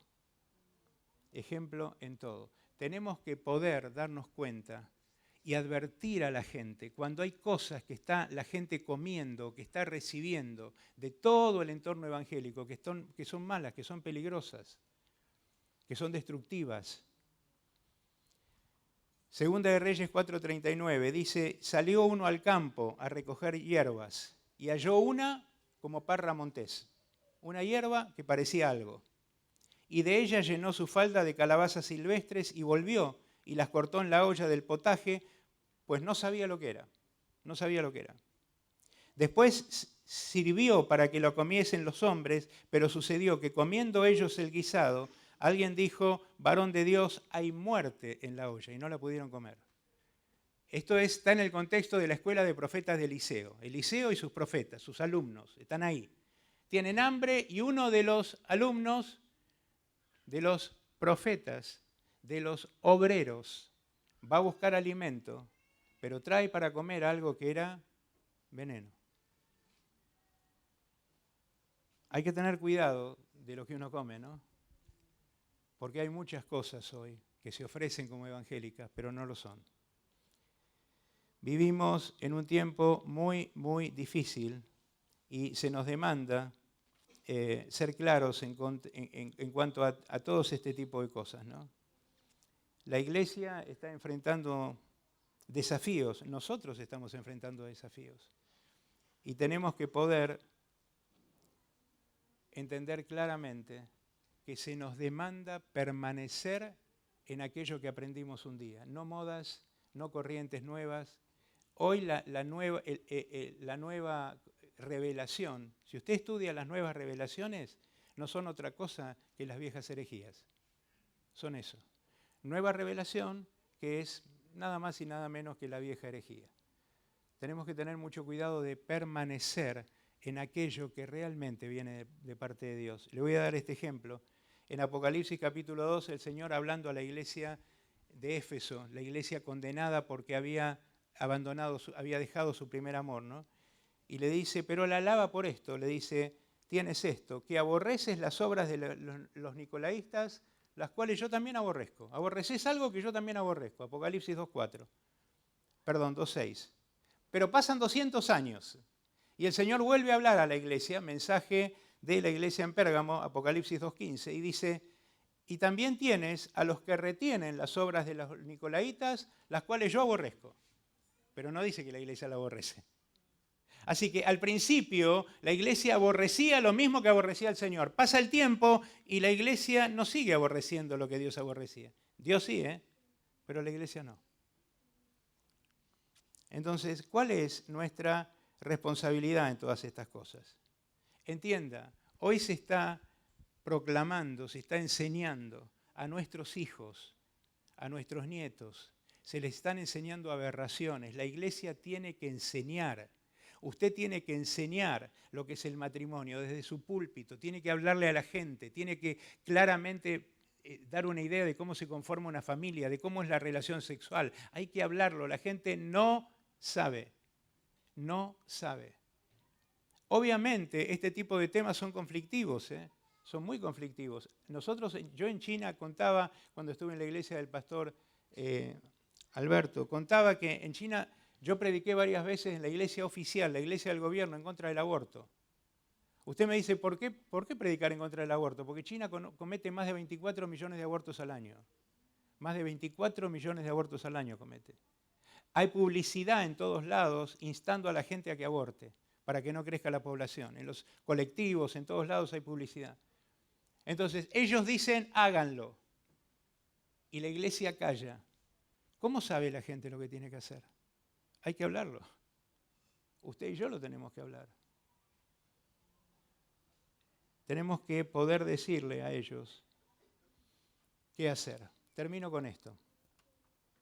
En Daniel capítulo 11, verso 32 hay un versículo hermoso que es parte de la profecía de Daniel, de una de las profecías de Daniel. Y Daniel dice, con lisonjas, con halagos, con lisonjas, seducirá a los violadores del pacto, pero el pueblo que conoce a su Dios se esforzará y actuará. ¿Sabe de qué esa profecía tenía que ver con algo que iba a pasar como 200 años después, que fue la invasión del rey asirio? Vino Antíoco Epifanes el hombre había combatido en Egipto y volviendo de Egipto entró a Jerusalén porque él odiaba a los judíos, en realidad odiaba la ley judía y él la quería convertir a la cultura griega. Entonces, ¿qué hizo? Vino con su ejército, tomó el templo, profanó el templo sacrificando un cerdo en el altar y después se levantó, estableció leyes para que la ley judía no fuese más significativa. Prohibió la circuncisión, prohibió las celebraciones en el templo y él ofreció beneficios a la gente, ¿no? Lisonjas. Y surgieron los violadores del pacto, aquellos que aceptaron lo que el gobierno les estaba ofreciendo. Lo aceptaron. Pero este hombre en un momento determinado manda a sus soldados a una pequeña aldea en Judea llamada Modín. En Modín vivía un hombre, un sacerdote, y Matatías era el personaje del pueblo, y es convocado por los soldados y le piden a él públicamente que renuncie a su fe, y él dice, no solamente no voy a renunciar a mi fe, sino que convocó a sus hijos y mataron a todos los soldados que habían venido, y él y sus 5 hijos huyeron a los montes de Judea, y comenzaron desde ahí una rebelión contra el ejército más poderoso que había en ese momento en la tierra. 7 hombres. Mucha gente se enteró y se empezaron a unir y comenzó una guerra santa. Escuche, era una guerra no para defender una cuestión territorial. Lo que estaban defendiendo era un estilo de vida. Lo que estaban defendiendo era una cuestión espiritual. Querían poder proclamar la ley libremente. Por más de 100 años, los macabeos, porque uno de los líderes fue Judas Macabeo, los macabeos pelearon contra este ejército y al fin de los 100 años el ejército se tuvo que retirar porque no los pudo vencer. ¿Y sabe qué? Ellos retuvieron la ley. Una guerra santa. Ellos pelearon por algo que creían. Pelee por aquello que es suyo, hermano. Pelee por lo que Dios nos ha confiado. Entonces, mire, y le digo solamente esto. En el mundo, ante situaciones críticas, nosotros podemos tomar una decisión no definida. Tratar de ser neutrales, pero en la vida espiritual no existe. Jesús dijo en Mateo 12:30, el que no es conmigo, contra mí es, y el que conmigo no junta desparrama. O estoy con él o estoy en contra de él. Y todo aquel que no defiende la ley de él está en contra de él, aunque levante las manos, cante y llore. O estoy con él o estoy en contra de él. Así que eso es lo que nos toca a todos nosotros en este tiempo. David dijo, y termino donde empecé, si los fundamentos fueron removidos, ¿qué ha de hacer el justo? Supongo que usted sabe qué tiene que hacer. Oramos a Dios. Póngase de pie, por favor.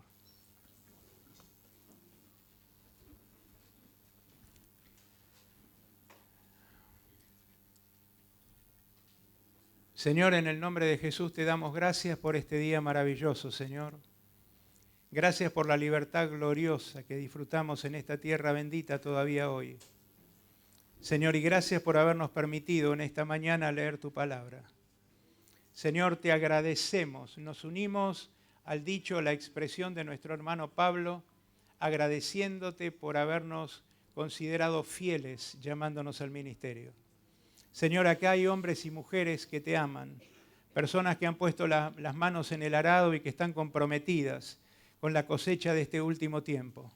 Señor, y yo oro para que tu espíritu nos capacite, Señor, para que tu espíritu nos dé temor y temblor, para que podamos entender, Señor, lo que pesa sobre nuestros hombros, la responsabilidad tan grande que nos cabe en una época donde todo ha trabajado y se ha movido para desplazarte del escenario.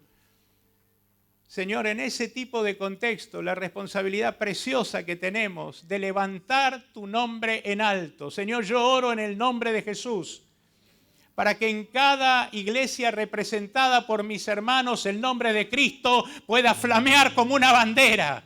Señor, en el nombre de Jesús, para que vos levantes hombres y mujeres que sean voces proféticas en este tiempo, que puedan hablar a tiempo y fuera de tiempo, que puedan hacerlo sin temor. Señor, que puedan entender que no somos empresarios del Evangelio, ni gente de negocios, sino somos profetas tuyos, Señor. Temblamos a la voz de tu palabra. Señor, oro en el nombre de Jesús para que vos nos desafíes a más. Para que podamos entender, Señor, que tenemos que predicar, tenemos que hablar la verdad, que el centro del mensaje tiene que ser Cristo y su cruz. Señor, danos habilidad espiritual para poder meternos en la palabra, que tu palabra sea un libro abierto para nosotros. Señor, que podamos crecer, que podamos comer el maná del cielo cada día, para que cuando nos paremos a hablar a nuestra gente, podamos decirles: así dice Jehová, aleluya. Señor, en el nombre de Jesús, danos en este tiempo el sentir que tenemos que tener, Señor, saber quiénes somos delante tuyo. Gracias, mi Dios, por tu palabra habitando en nuestro corazón. Gracias por el depósito de tu Espíritu en nosotros. Señor, danos crecimiento en santidad, que podamos crecer en santidad, en pureza, que podamos madurar espiritualmente, Señor, que no nos conformemos con lo poco alcanzado, que podamos mirar más allá. Señor, que podamos desafiarnos a buscar tu Espíritu a una profundidad diferente. Señor, llévanos sobre nuestras rodillas a imitar a nuestros padres espirituales. Señor, abrir el cielo para que fluya del cielo la lluvia temprana y tardía a cada corazón. Señor, no nos vamos a rendir, no vamos a bajar los brazos. No importa que se prediquen mentiras. Señor, sabemos que el mundo entero está bajo el maligno y que en este último tiempo Él ha tomado la Biblia y ha ungido con unción satánica a muchos de sus siervos, y que se han levantado en tantos lugares y están hablando y confundiendo a muchos. Señor, oramos para que haya valor para poder denunciar, desafiar aquello que está mal y que te ofende. Y Señor, oro también por la otra acechanza, la acechanza externa. Señor, aquella que tiene que ver con las leyes que se están levantando y que atacan tu dignidad soberana y que atacan el plan de vida que vos estableciste para la raza humana. Señor, que podamos tener una voz clara, que no temamos lo que el hombre puede hacernos, Señor, que temamos a aquel solamente que una vez muertos tiene poder sobre nuestra alma. Aleluya. Señor, en el nombre de Jesús, que pueda haber palabra clara. Señor, que nuestra vida sea vivida de tal manera que el mundo sepa y que el diablo sepa que alrededor nuestro la rueda del pecado se detuvo. Santo y poderoso Dios de los cielos, te doy gloria en esta hora. Te doy alabanza y honor, mi Señor. Aleluya. Señor, que tu Espíritu fluya en esta hora. Que tu Espíritu Santo rompa cadenas, Señor. Cadenas de error, de confusión, en el nombre de Jesús, Señor. Que no creamos que somos uno más. Hemos sido llamados con un destino marcado. Y te mandar aquí al arabababaso. Oh, gloria a tu santo y poderoso nombre. Mi alma te alaba, Jehová. Mi alma te alaba, Señor. Que tu Espíritu fluya en medio de nosotros, renovando sueños, renovando vidas. Y algo que siempre digo, muchos se cansan de escuchar, pero lo seguiré diciendo porque es una verdad bíblica. Uno de los enemigos más acérrimos que tenemos somos nosotros mismos. Ten cuidado de ti mismo, dice Pablo a Timoteo, a un pastor. Ten cuidado de ti mismo. El traidor está aquí dentro. El que dice una cosa y hace otra está aquí dentro. Y el que siente un llamado y corre como Lot, su yo triunfó. Porque la Biblia dice: el que creyere no se apresure. Dios envía, pero en su tiempo. En su tiempo. Y el tiempo de Dios es el mejor porque vamos a estar preparados para enfrentar toda oposición, llámese espiritual, natural, carnal, mundana, pero la podremos enfrentar. Si Dios nos manda, si Dios habló, si estamos sujetos a nuestros pastores, si respetamos la iglesia.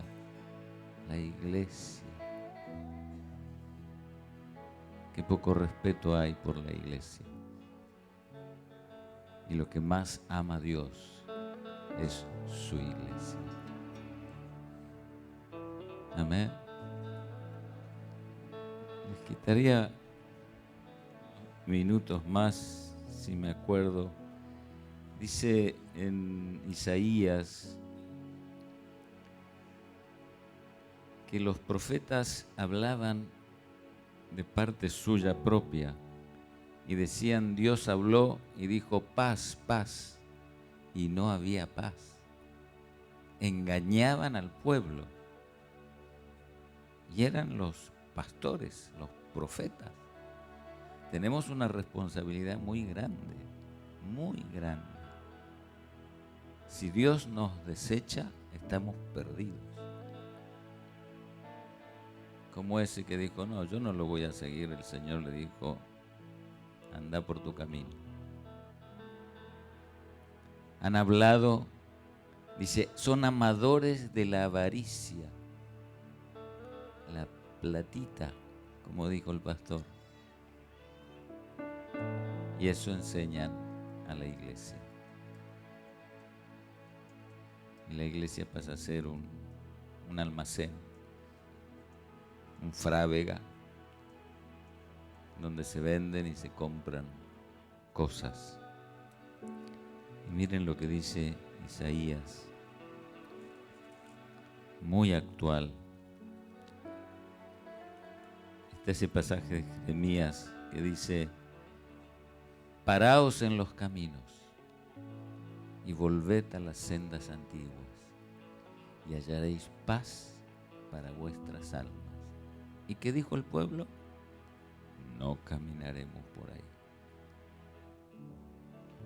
Dios le abre el corazón al pueblo y le dice, vayan por acá. No, vamos a ir por acá. Y no escucharemos. Eso está en nosotros. Por eso Pablo le dice, ten cuidado de ti mismo. Tu propio traidor está aquí dentro. Te aleja de la cruz, te aleja del quebranto, te aleja del Señor. Pero vosotros, los que dejáis a Jehová, que olvidáis mi santo monte, su iglesia, su presencia, que ponéis mesa para la fortuna, el evangelio famoso y tan amado de la prosperidad. Ponéis mesa para la fortuna. Traigan aquí sus diezmos, que mañana el Señor les va a dar el doble.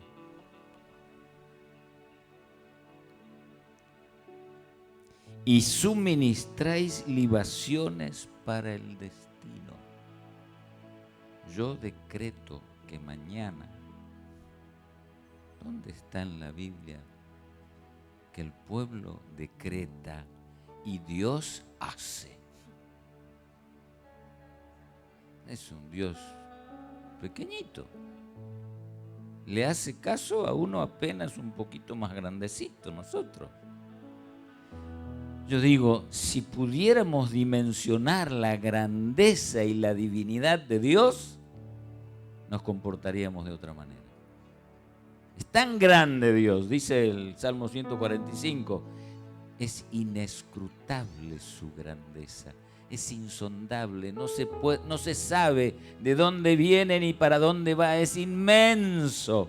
Si pudiéramos dimensionar en parte, cambiaría nuestra vida, nuestro culto al Señor, nuestro llamado misionero sería hecho en tiempo y forma.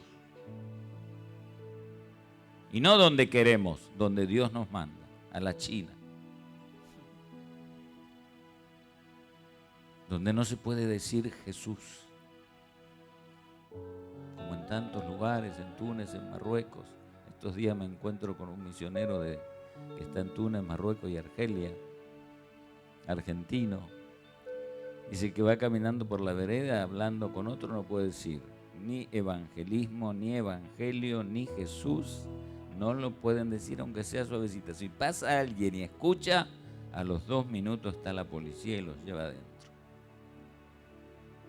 En Francia, Dios, diga Dios, porque es muy algo así como que etéreo, pero no diga Jesús. No diga Jesús. Su nombre es Jesús. No hay otro nombre dado a los hombres. Jesús. Jesús.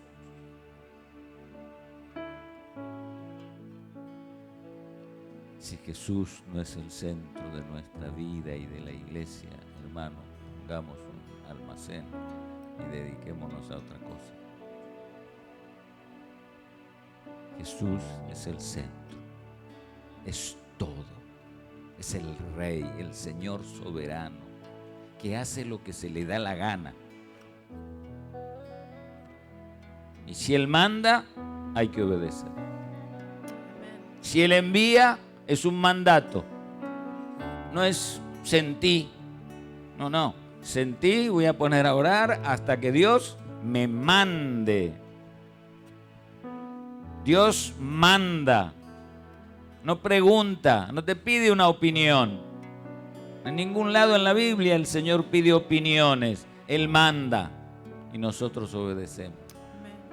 Y no hay mayor bendición que esta. Gracias. Ser obedientes al Señor. Amén.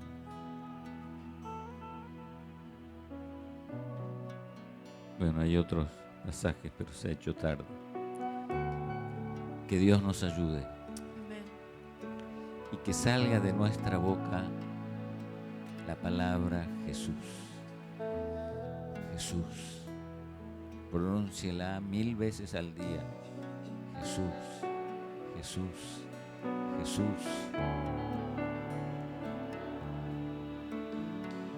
Pasan cosas con el nombre de Jesús. Cosas fuertes, poderosas, que en un momento cambia todo con el nombre de Jesús. Por eso el Padre lo puso como centro de todo, para que en todo tenga la preeminencia. Y el que honra al Hijo, honra al Padre, y el que honra al Padre, honra al Hijo. Miren qué pedazo, perdón la expresión, de Dios tenemos. No es cualquiera. Por eso podemos ser enviados, porque Dios va con nosotros. Cuando Él diga, no antes ni después. Nosotros esperamos 10 años para que se cumpla la palabra para ir de misioneros. 10 años, no llegaba nunca. Cuando llegó el día, fuimos y yo dije, menos mal que esperamos 10 años. Hoy no estaríamos vivos. Si hubiéramos ido, apenas sentimos. Recuerde, el que creyere no se apresure. Espere oír la voz de Dios. Amén.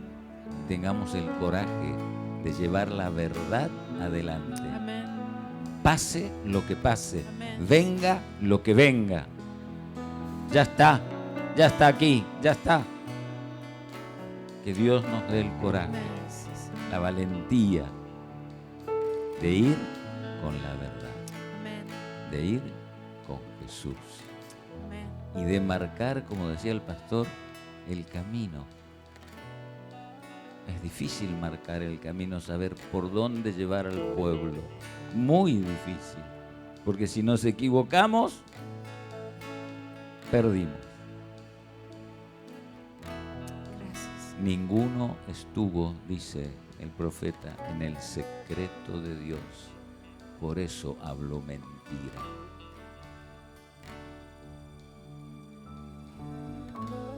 Aleluya. Aleluya.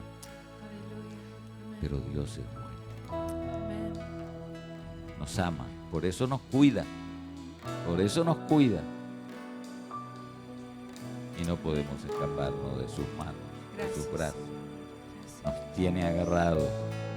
Quizás nos da una por ahí cuando nos ponemos mal, pero gracias a Dios por eso también. Gracias, Señor. Aleluya. Alabado sea su nombre.